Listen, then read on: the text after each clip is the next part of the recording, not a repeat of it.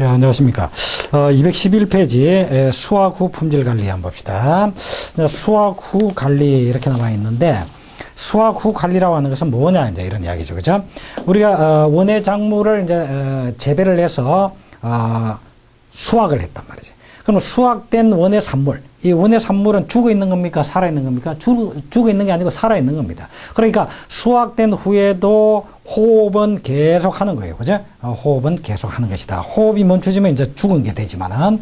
자, 그리고 저장을 또 해서 아예 싱싱한 상태로 그대로 유지하면서 시장에 출하를 해야 되고, 뭐 이런 등등이 필요하겠죠. 그죠? 그래서 수확 후에도 그러한 관리를 해줘야 되겠다.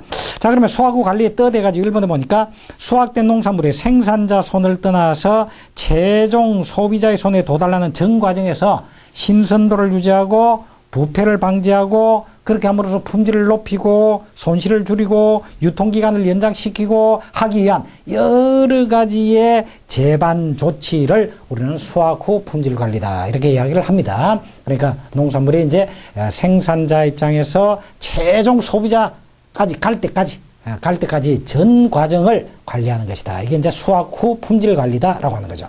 그러면 이런 수확 후 품질 관리가 왜 필요하냐? 아까 전에 이야기했지만은 수확된 원예 산물은 수확 후에도 호흡을 계속하고 있는 살아있는 생명을 가지고 있는 그러한 작물입니다. 산물입니다. 그래서 이런 생리 활동을 계속 하고 있기 때문에 그런 생리 활동에 대한 정확한 파악을 해야 되고 거기에 따라서 신선도를 유지할 수 있도록 관리를 해줘야 되고, 그지? 그 다음에 또 저장성을 높여서 장기간 동안 저장해도 부패되지 않도록 이렇게 관리를 해줄 필요가 있는 것이다. 그래서 수확 후 품질 관리가 필요하게 되는 것이다. 이렇게 이제 볼 수가 있습니다. 자, 이번에 이제 성숙도 이렇게 나와 있죠. 그러면은 우리 이제 성숙이 어느 정도 되어 있느냐라는 정도를 성숙도라고 그래요. 그죠? 그럼 수확할 때 수확이 적기에 이르렀느냐, 아직 적기에 이르지 못했느냐, 이런 것들은 성숙도의 정도를 파악해서 결국 수확 적기의 여부를 판단할 필요가 있다. 그죠? 자, 그래서 이런 이제 성숙과 성숙도에 대해서 한번 알아보자 이런 이야기입니다. 자, 성숙 돼 있죠?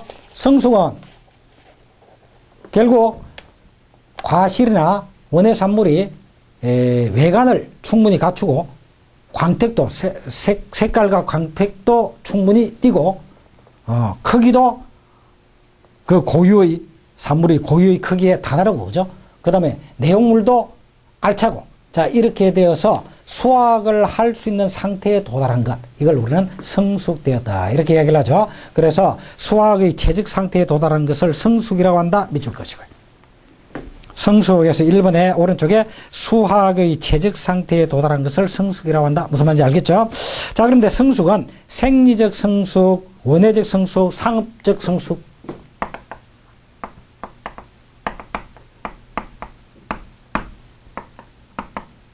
원예적 성숙도, 상업적 성숙도. 자, 이렇게 성숙도를 우리는 구분해 볼 수도 있다. 자, 그러면 생리적 성숙도다라고 하는 것은 이것은 그야말로 작물의 생장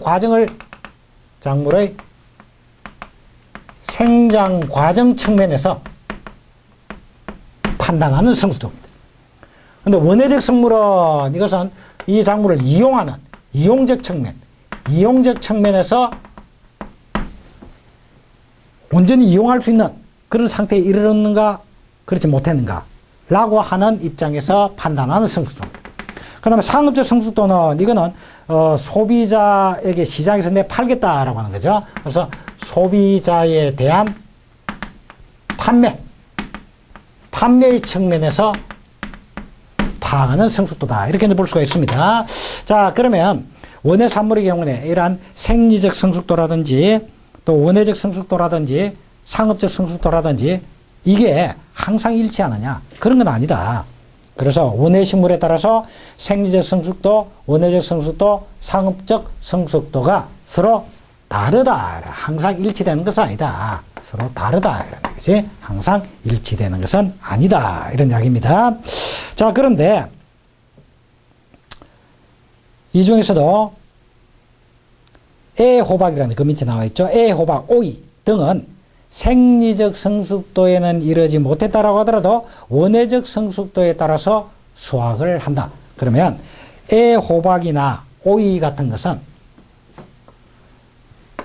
애호박이나 오이 같은 것은 원회적 성숙도에 입각해서 수확적기를 판단한다. 수확적기를 판단한다. 자, 그 다음에 사과, 배, 토마토, 바나나 등은 생리적 성숙도와 원회적 성숙도가 일치하는 작물이다. 이렇게 나와 있죠. 그래서 사과, 배, 토마토, 바나나. 사과, 배, 토마토, 바나나. 이런 것들은 생리적 성숙도와 원회적 성숙도가 일치되고 있는 그러한 작물이다. 이 정도 여러분들이 기억을 해 두시는 게 좋습니다.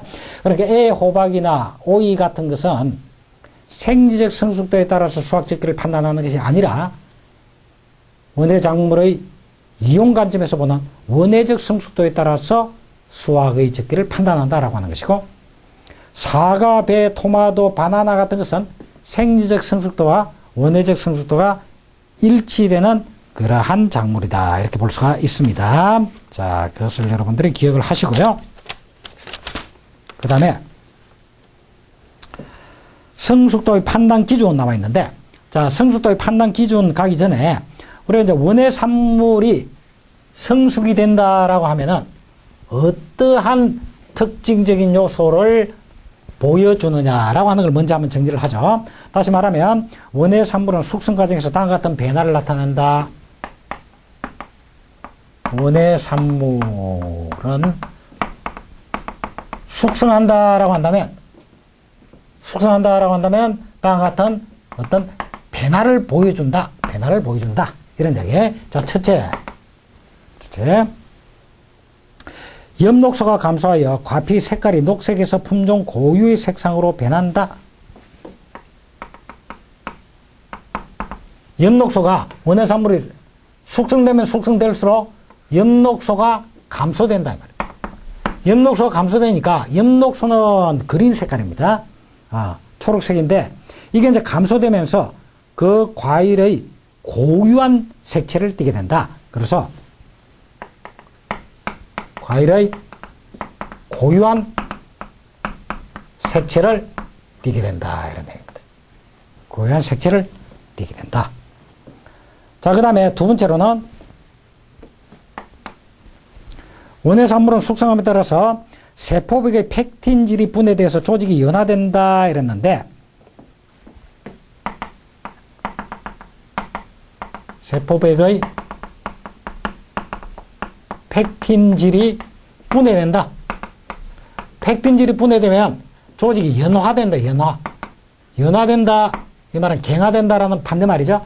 그러니까 물러진다. 물렁물렁해진다. 물렁물렁해진다. 그래서 펙틴질이 분해됨으로 인해서 숙성이 되면 될수록 펙틴질이 분해됨으로써 조직이 연화된다. 이런 이야기입니다. 자, 이것은 세포에 포함되어 있는 이 펙틴의 행태가 성숙이 되면 될수록 불용성의 프로토펙틴이 가용성의 펙틴산으로 변합니다. 그러니까 프로토펙틴이 성숙됨에 따라서, 숙성됨에 따라서 가용성의 펙틴산으로 변한다. 이런 얘기인데, 프로토펙틴의 행태로 있을 때는 이 펙틴 질 자체가 프로토펙틴의 행태로 있을 때는 이건 불용성입니다. 물에 녹지 않습니다. 그러나 숙성됨에 따라서 펙틴산으로 변질된다라는데, 펙틴산은 가용성입니다. 물에 녹습니다. 그래서 프로토펙틴이 펙틴산으로 변함에 따라서, 가용성으로 변함에 따라서 조직이 물러진다, 연화된다. 이러한 특징을 본다. 그래서 원예 산물이 숙성됨에 따라서 세포벽에 있는 프로토펙틴이 펙틴산으로 변함에 따라서 연화된다. 이러한 특징을 보여준다. 자, 그 다음에 또 원예 산물이 이와 같이 숙성됨에 따라 크기가 커지고 고유의 모양과 향기를 갖춘다. 이건 이제 당연한 거죠. 세 번째로 크기가 커진다. 그 다음에 과실 고유의 모양과 행태를 갖는다. 고유의 모양과 행태를 가진다. 숙성됨에 따라서. 그 다음에 전분이 당으로 변한다. 전분이 숙성됨에 따라서 당으로 변합니다. 자, 전분이 당으로 변하기 때문에 이제 단맛이 더 많아지는 거죠. 그에 비해서 유기산은 감소하여 신맛은 줄어든다. 유기산은 숙성됨에 따라 감소하여 유기산 신맛을 내는 것인데 신맛은 줄어든다. 신맛은 줄어든다.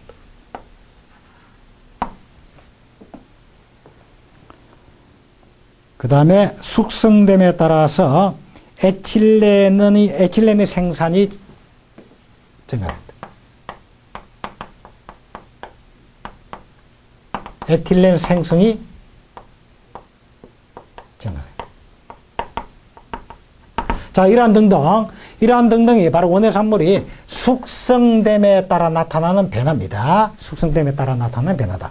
자, 첫째, 엽록소가 점점점 숙성됨에 따라 원엽록소가 감소됩니다. 그러면 이런 초록색, 그린 색깔은 점점 줄어들고 그 대신 그 과일 고유의 색채, 빨간색이라든지 분홍색이라든지 이런 고유의 색채를 띠게 된다라고 하는 것이고, 그 다음에 세포벽에 있는 프로토펙틴이 숙성됨에 따라 펙틴산으로 바뀐다. 프로토펙틴은 불농성인데 펙틴산은 가용성이기 때문에 연해진다. 그래서 과실의 조직이 상당히 연해진다. 이게 숙성함에 따라 나타나는 변화다. 그 다음에 숙성함에 따라 크기가 커지고요. 고유의 행태를 띠게 된다. 이런 당연한 것이고, 그 다음에 숙성함에 따라서 이런 원의 산물에 축적되어 있던 전분이 당으로 이렇게 변질됩니다. 그래서 단맛이 상당히 많아집니다. 자, 그러면 우리는 전분을 체크한다라고 할 때 요오드 반응을 통해서 전분의 양을 일반적으로 체크를 하고 있죠. 그죠? 자, 그러면 요오드 반응을 통해서 한다라고 할 때 일반적으로 전분이 요오드와 결합이 되면은 파란색으로 청색으로 바뀝니다. 그러면 그 바뀌는 색깔의 범위가 점점점 줄어들겠죠. 줄어든다는 말은 전분의 양이 줄어든다라고 하는 거죠. 그 다음에 유기산이 감소됨으로 인해서 신맛이 떨어진다라고 했는데, 과실에 포함된 대표적인 유기산 몇 가지를 들면은 어떤 걸 들 수 있죠. 사과에 포함되어 있는 유기산은 능금산, 그 다음에 포도 주석산이라든지 뭐 이런 등등의 유기산이 감소됨으로써 신맛이 줄어든다. 그 다음에 숙성됨에 따라 에틸렌의 생성이 증가된다. 그러면 에틸렌이 증가되면 증가될수록 소위 말하는 잎이 잘 떨어질 수 있는 탈리를 촉진합니다. 이러한 에틸렌은 탈리를 촉진하는 이러한 기능을 하거든요. 그래서 과일이나 물론 낙엽도 지금 이파리가 잘 떨어져 낙엽도 지겠지만 과일 같은 것이 수확할 때 잘 꼭지에서 떨어질 수 있도록 2층이 형성돼서 탈리 현상이 촉진된다. 이게 이제 성숙할 때 나타나는 여러 가지의 변화입니다. 성숙할 때 나타나는 여러 가지의 변화다. 이렇게 이제 볼 수가 있습니다. 자, 그 다음에 212페이지에 보니까 성숙도 판단 기준 이렇게 나와 있네요. 그래서 성숙도의 판단 기준. 자, 지금까지 쭉 설명한 걸 중심으로 해서 대충 보면 과실의 색깔이 품종 고유의 색깔을 띠게 된다. 그죠? 그 다음에 잘 익은 과실은 수확하기에 힘들지 않도록 꼭지가 잘 떨어진다. 탈리 현상이 나타난다. 에틸렌의 생성이 증가돼서 탈리가 촉진되고, 탈리가 촉진된다는 말이 2층 행성이 촉진된다. 2층이라는 것은 떨어질 수 있는 2층 행성이 촉진되어서 꼭지가 잘 떨어진다. 그 다음에 세 번째로 익어가는 과실은 과육이 연하여 물러지고 단맛이 많아지고 신맛이 정해진다. 자, 이 이하에서 연화된다. 펙틴질이 분해되면 연화되고 단맛이 증가하고 신맛은 줄어든다. 자, 이러한 등등이 성숙할 때 나타나는 여러 가지의 변화입니다. 이 변하기 때문에 이걸 참조해서 성숙도를 판단할 수가 있을 것이다. 자, 그러고 우리 교재 바로 이제 수학으로 들어갔는데 조금 더 보충을 하면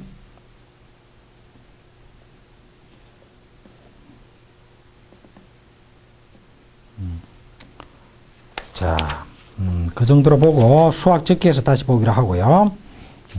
그 다음에 아까 전에 전분의 양을 측정한다라고 했는데 전분의 양을 측정할 때는 요드 반응 검사를 할 수가 있고 요드와 전분이 결합되면 청색을 띈다 이랬죠. 자, 이걸 한 번 더 정리하면 자, 전분의 양을 측정할 때 요드 반응으로 측정할 수 있다. 그래서 전분과 요드와 결합이 되면 청색을 띈다 이래. 자, 그러면 우리 과일 같은 경우에 과일이 과육에다가 요드를 요드 용액에다가 과일을 담가본단 말이야. 담가보면 청색으로 변한 부분이 얼마나 되냐. 그 면적이 넓으면 넓을수록 전분이 많다라는 거야. 그런데 과실이 숙성되면 숙성될수록 전분이 줄어들고 당이 많아지는 거죠. 그죠? 그러면은 청색으로 변화된 부분의 넓이가 좁아지겠어, 넓어지겠어? 좁아진다. 그래서 숙성되면 숙성될수록 청색의 면적이 줄어들 것이다. 이렇게 볼 수 있죠? 청색의 면적이 줄어들 것이다. 이렇게 볼 수가 있고요.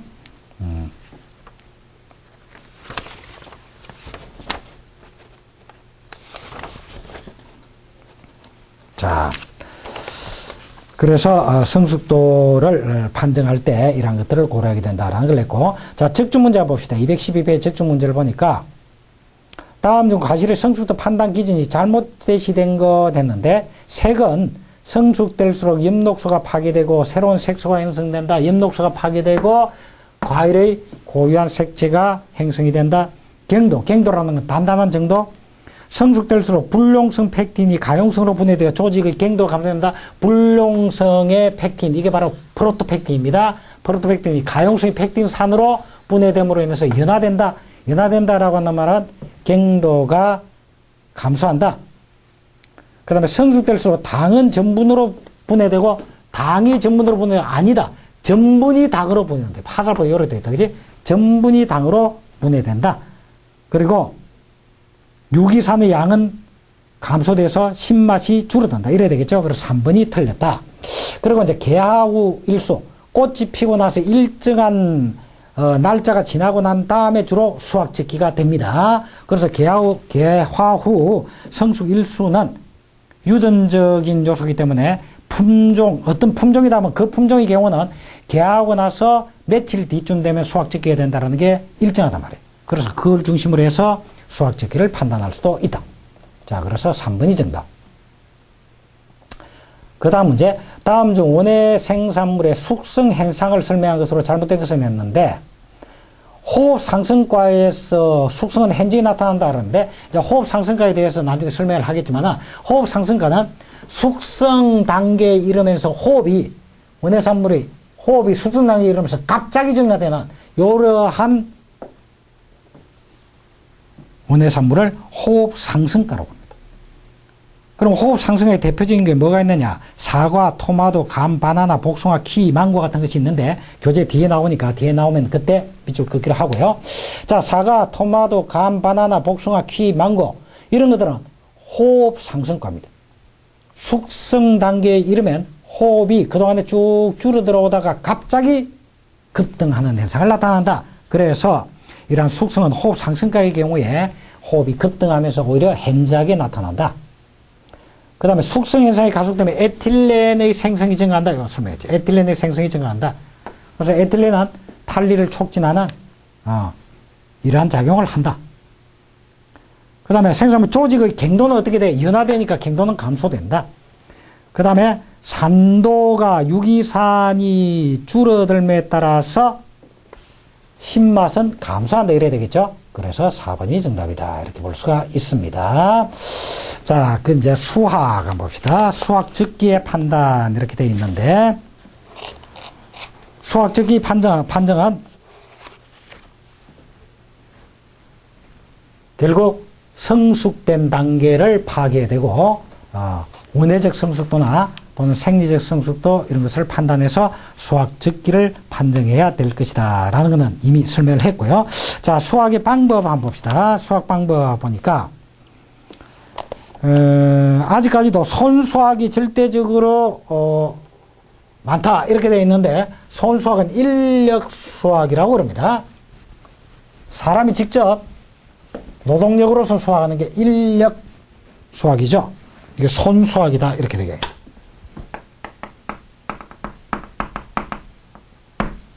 자, 이에 비해서 기계로 수학하는 게 기계 수학이죠.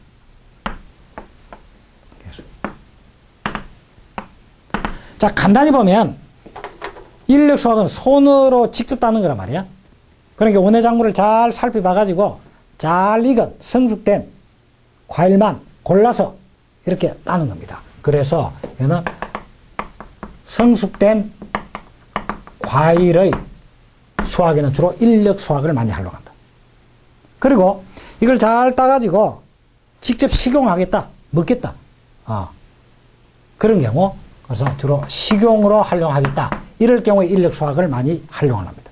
그에 비해서 기계적 수학은 기계에 의해서 일률적으로 수학하는 건 말이에요. 그래서 이거는 성숙된 과일의 경우에 기계로서는 일률적으로 수학한다고 딱 기계가 쫙 하면서 나무를 흔든다. 흔들면 그래서 툭툭툭 떨어진다. 이렇게 되면 성숙된 과일의 경우는 다 물러지고 터지고 깨질 수가 있다. 그래서 이 경우는 미성숙된, 완전히 성숙되지 않은 이런 과일의 수학에는 오히려 기계 수학을 많이 활용을 하고, 그렇게 수학한 것은 이것은 바로 식용으로 사용하는 것보다도 어떤 가공용으로 통조림으로 만들겠다라고 하는 이런 경우에 많이 활용을 한다. 자, 이 정도로 크게 보고 교재를 통해서 한번 정리를 해봅시다.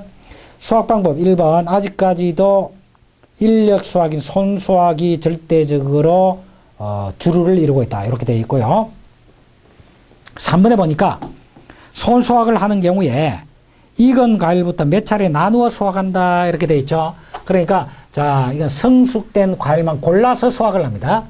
그러면 성숙된 걸 골라서 수확하고 미성숙된 것은 또 며칠 있다가 또 그게 성숙 단계 이러면 또 고른다. 자, 이렇게 수확하는 방법을 우리는 분산 수확이라고도 해요. 그래서 일반적으로 분산 수확은 물론 인력 수학의 경우도 할 수 있고 기계 수학의 경우도 할 수는 있지만은 주로 인력 수학의 경우에 분산 수학의 방법을 많이 이용할 수가 있다. 자, 5번에 보니까 시장이나 먼 곳에 보낼 과실은 약간 덜 익은 것을 수확하고 적석에서 팔거나 먹는 것은 완숙한 것을 따는 것이 좋다. 그리고 적석에서 바로 팔려면 완숙된 것이고 시장에서 유통을 해야 되겠다. 좀 유통기간이 며칠 걸린다라고 한다면 유통하는 과정에서 완숙의 단계에 이를 수 있도록 약간 미숙한 상태에서 수확하는 것이 바람직하다. 이렇게 이야기를 할 수가 있습니다.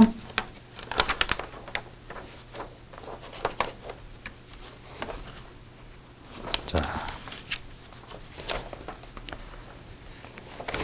그래서 여기서 이제 교재에서는 이렇게 간단하게 이야기를 했지만은 종종 시험에도 나오니까 몇 가지 더 추가를 해보면, 자, 인력 수학 이렇게 이야기를 했죠. 그럼 인력 수학의 경우에는 성숙된 과일 주로 식용으로 바로 사용할 거 이렇게 이야기를 했는데, 장점으로 보면 물리적 손상을 최소화할 수 있다. 그래서 인력 수학은 물리적 손상을 최소화할 수가 있다. 손으로 직접 조심해서 따기 때문에 물리적 손상을 줄 수가 있죠. 그죠? 그리고 성숙된 과일의 수확에 유리하다. 그러나 단점으로는 노동력이 많이 필요하고 시간이 많이 필요하죠. 그죠? 시간이 많이 필요한다. 이건 단점이다. 이렇게 볼 수 있고. 자, 이제 기계적 수학. 기계 수학은 가공용 과실의 경우에 많이 하는데, 장점은 시간이, 이건 미성숙된 과일을 많이 하고, 장점은 반대로 노동력과 시간이 줄어든다. 기계화하니까. 노동력과 시간을 절약할 수 있다. 그러나 단점은 뭐야? 반대로 물리 손상이 많이 발생될 수가 있다. 이렇게 이제 보시면 되겠죠. 그죠? 자, 그러한 장단점. 이거 뭐 여러분들이 상식적으로 생각할 수도 있겠지만은 장단점을 잘 정리를 하시기 바랍니다. 그리고 이제 수학 시의 일반적인 유의사항, 우리 교재에서도 몇 가지 이야기를 했지만은, 일반적으로 비가 온 뒤에는 과일의 당도가 떨어지기 때문에 비 온 직후에 바로 수확하는 것보다도 비 온 뒤 2, 3일 지난 후에 수확하는 것이 좋다.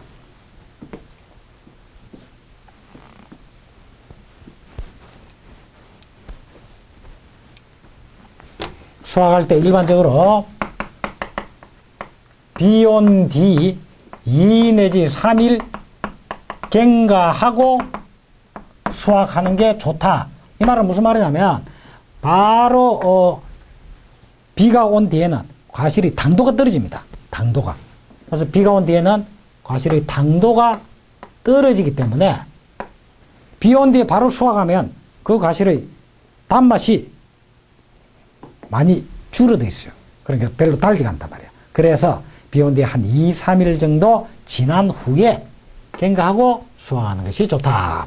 그 다음 두 번째로 기온이 낮은 오전 10시 이전에 수확하여 과일의 품온을 낮추는 것이 좋다. 그래서 기온이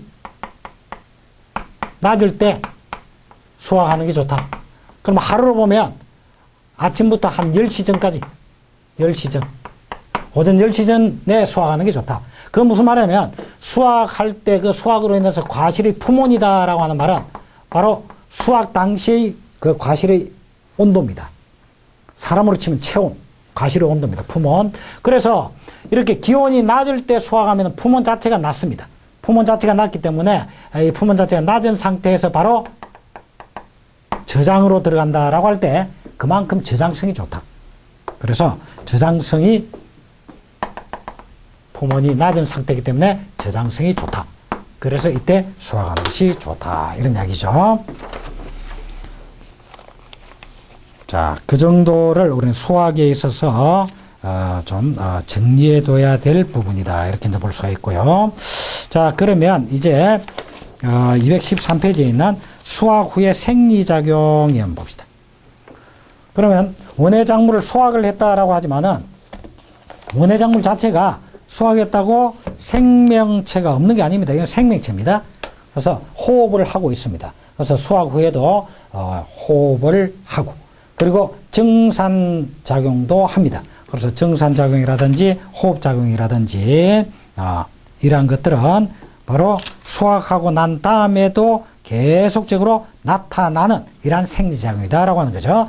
자, 그럼 우선 정산작용을 한번 보면 정산작용이다라고 하는 것은 수분을 잎을 통해서 수분을 배출시키는 이러한 작용이 바로 정산작용인데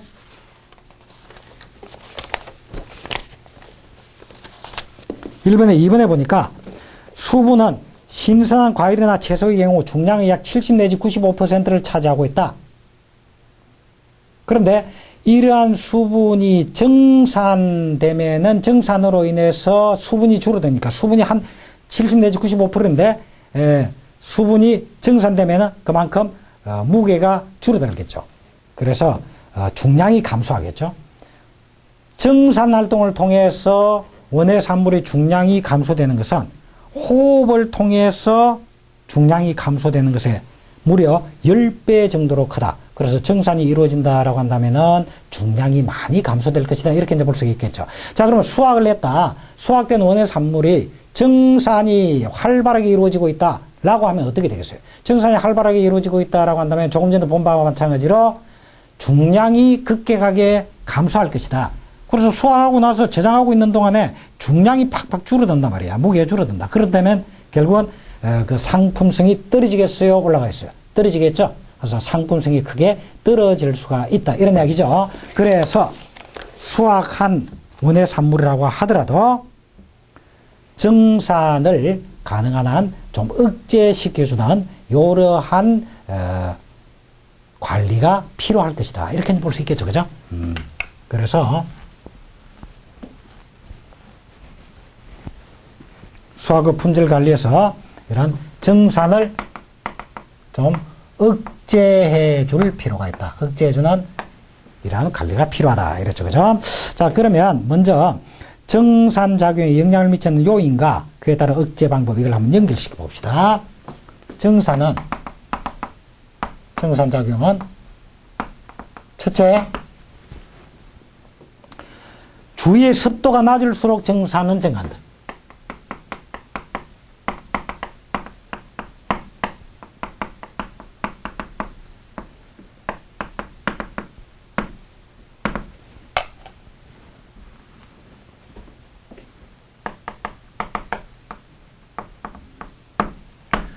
주위의 습도가 낮거나 또는 상대 습도가 낮거나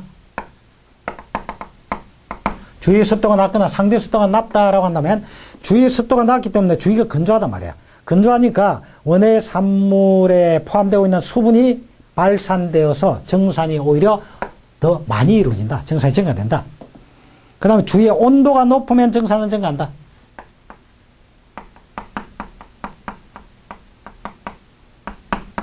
온도가 높을수록 정산은 증가한다. 온도가 높을수록 정산 증가한다. 그 다음에 원의 산물의 표면적이 클수록 정산 증가한다.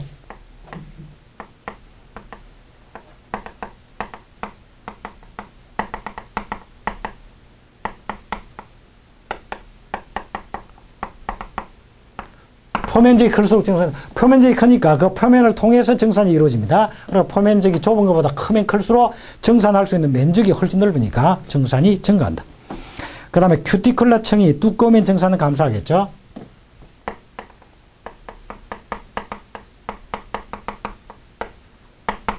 큐티클라층이 두꺼울수록 큐티클라층이 두꺼우면은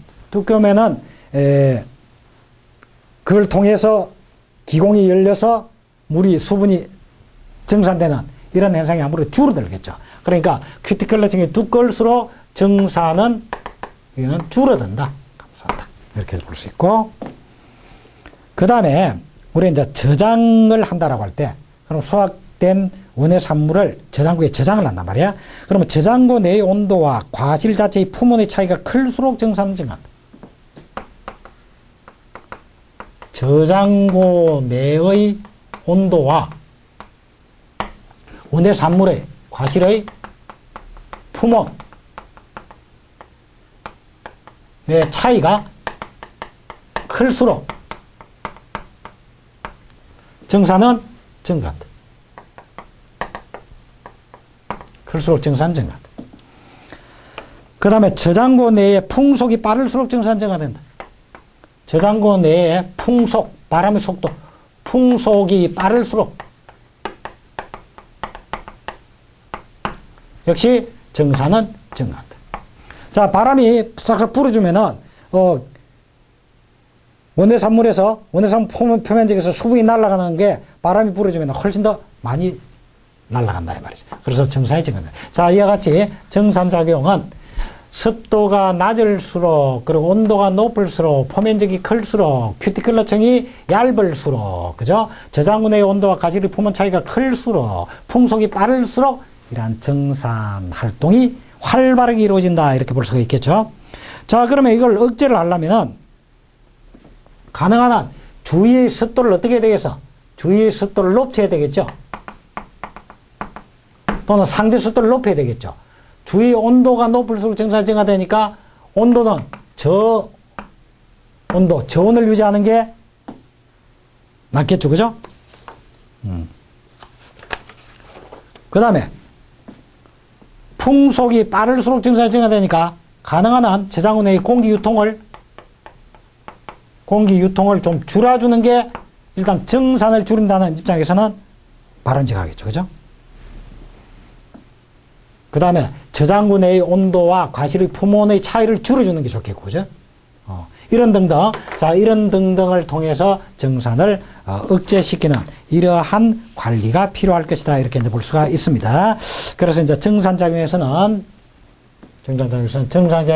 증가되는 경우는 이런 경우다. 그래서 억제하기 위해서는 우선 주위의 습도를 좀 높여주고 온도를 낮게 해줄 필요가 있겠다. 온도를 낮게 해줄 필요가 있겠다. 이런 이야기입니다. 자, 그러면 이제 호흡작용 한번 봅시다. 원의 산물도 일단 수확을 했지만은 수확했다라고 해서 죽은 것은 아닙니다. 그렇기 때문에 호흡은 계속 하는 겁니다. 그래서 이제 원의 산물의 호흡을 한번 보겠는데, 자, 호흡의 의미라든지 호흡 과정 이런 거 쭉쭉 나와 있는데 우선 정리를 한번 해보면,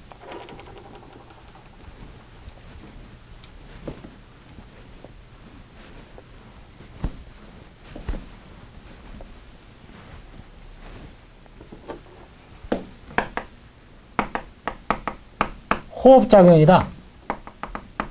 호흡은 뭐예요? 호흡은 이산화탄소를 받아들이고, 산소를 받아들이고, 이산화탄소를 내뿜는 거죠. 그죠? 산소를 받아들이고 이산화탄소를 내뿜는 거죠. 이 말은 무슨 말이냐면 산소가 들어와서 산화작용을 하는 작용이다. 이렇게 볼 수 있지. 그러니까 호흡이다라고 하는 것은, 결국은 과실내에 축적되어 있는 탄수화물 등이 산화되는 과정이다. 이렇게 볼 수 있어. 호흡이다라고 하는 것은, 자, 탄소 동화작용을 통해서 원의 작물의 내에 축적된 영양분,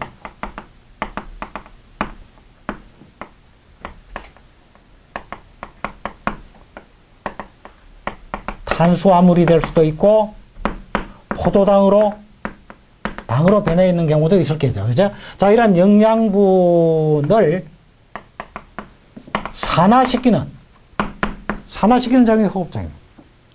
산소와 결합해서 그걸 분해시키는 거예요. 가지고.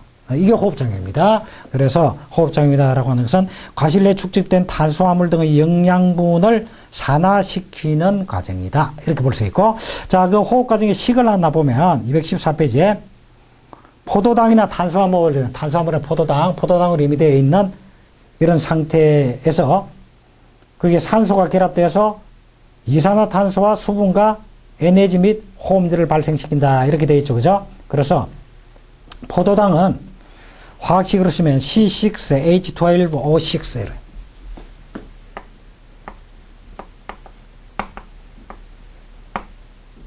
포도당이야. 포도당에 6개의 산소가 결합돼. 산소가 결합되면 CO2와 6개의 CO2와 H2O와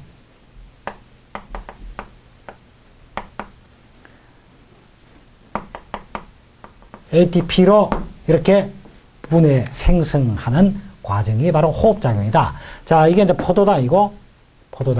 포도당에 산소가 결합되어서 산화작용을 일으킨다. 산화작용을 일으킴에 따라서 이산화탄소를 배출하고, 그걸 통해서 이산화탄소를 배출하고, 또 물을 배출하고, 요거는 에너지를 배출한다. ATP는 에너지입니다. 그리고 에너지를 배출함에 따라서 열이 방출된다. 이 열을 우리는 호흡열이라고 그래요. 그래서 호흡을 하면 열이 방출된다. 호흡열이 발생한다. 이렇게 이제 볼 수가 있습니다. 자, 일반적으로 호흡이 왕성한 품종은 수확 후에 저장성이 약화된다라고 하는데 그 이유는 어디에 있냐면은 호흡이 왕성하다라고 하는 말은, 자, 여기서 이제 우리 정리를 한번 해보면 수확을 했습니다.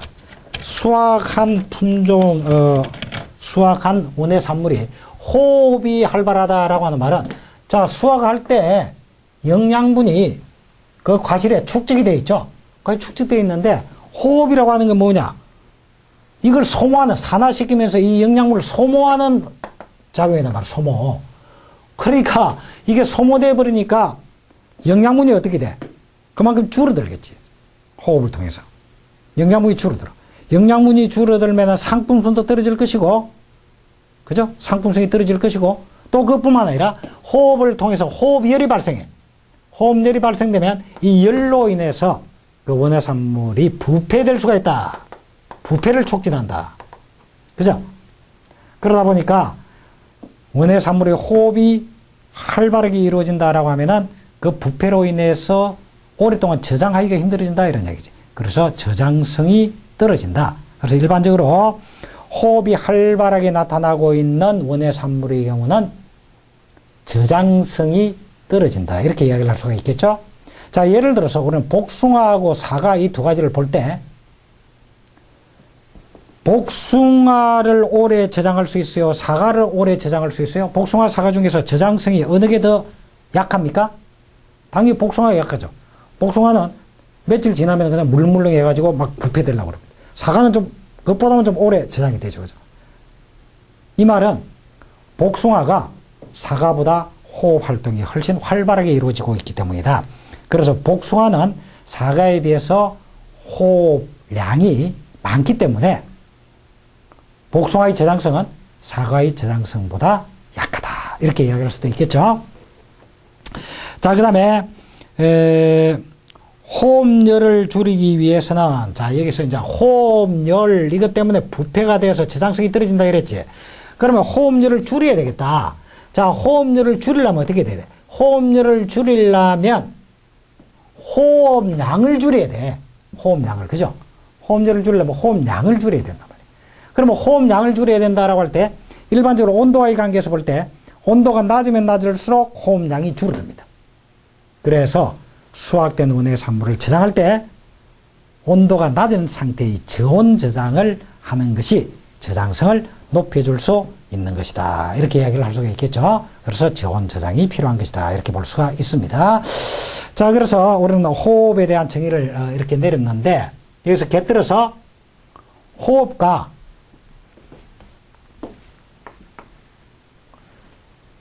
우리가 옛날에 배웠던 광합성 작용하고를 비교를 한번 해보자.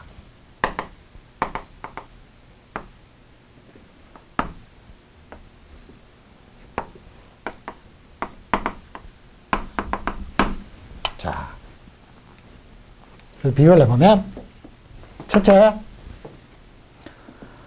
호흡은 어디서 일어나냐면은 미토콘드리아라는 조직에서 일어납니다.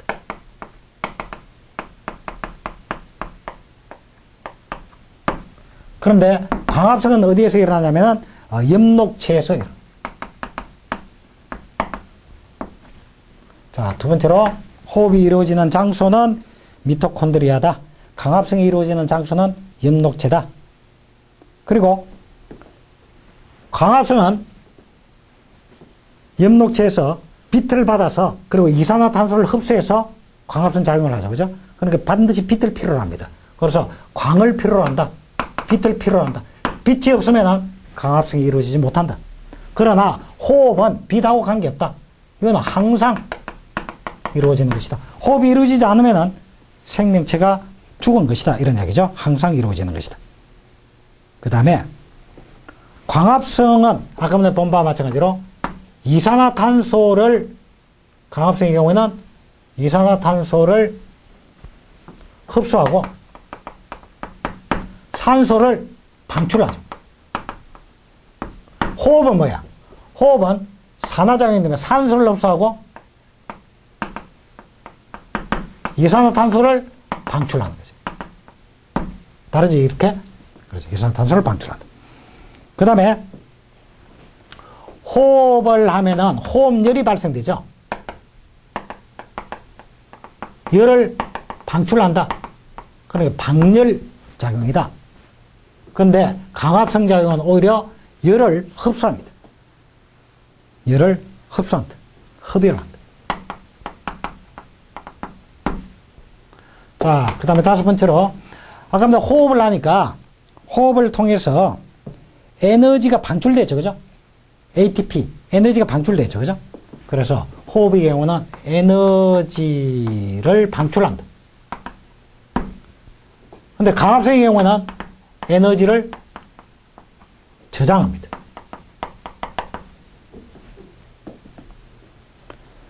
그래서 광합성은 이와 같이 동화물질을 만들어내는 작용이기 때문에 동화작용이라고 그러고, 호흡은 반대로네. 호흡은 소모작용이다. 소모작용이라서 이화작용에 해당된다. 자, 이렇게 두 가지를 비교해 볼 수가 있다. 이런 얘기죠. 자, 한번 봅시다. 호흡이 이루어지는 장소는 미토콘드리아고, 광합성이 이루어지는 장소는 엽록체다. 호흡은 항상 이루어지지만 광합성의 경우에는 광을 필요로 한다. 호흡할 때는 산소를 흡수하고 이산화탄소를 방출하지만은 광합성은 이산화탄소를 흡수하고 산소를 방출한다. 호흡을 하면 호흡열을 방출하지만, 방열을 하지만은 광합성의 경우는 흡열을 하고, 호흡의 경우에는 에너지를 방출하지만은 광합성의 경우는 에너지를 저장하고, 호흡의 경우는 소모하는 이하작용이지만은 광합성은 만들어내는, 생성하는 동화작용에 해당된다. 그래서 우리가 호흡의 과정을 살펴보고 호흡의 정의를 정의하면서 광합성과의 관계를 살펴봤습니다. 이제 이런 호흡에 미치는 여러 가지 요인들, 온도가 일반적으로 높을수록 호흡이 활발하게 이루어진다라든지, 뭐 스트레스를 많이 받으면 호흡량이 증가된다는 이런 등등이 있겠죠. 거기에 대해서 살펴보는 것은 다음 시간에 보도록 하겠습니다. 자, 이번 시간 여기까지 하고요. 다음 시간에는 호흡에 영향을 미치는 여러 가지 요인들에 대해서 살펴보도록 하겠습니다. 자, 이번 시간 여기까지 하겠습니다. 수고하셨습니다.